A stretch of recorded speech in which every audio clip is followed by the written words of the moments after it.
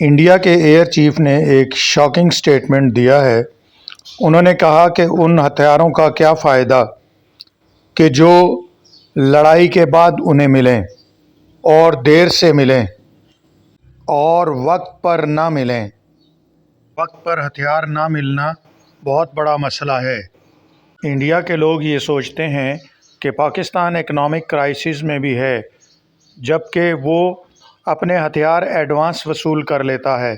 ये कैसे मुमकिन है कि पाकिस्तान में माली क्राइसिस की वजह से हालात ऐसे हैं, लेकिन फिर भी उसको हथियार एडवांस में मिल जाते हैं और वक्त पर मिल जाते हैं, बल्कि वक्त से पहले ही हथियार पाकिस्तानी फ़ौज को मिल जाते हैं।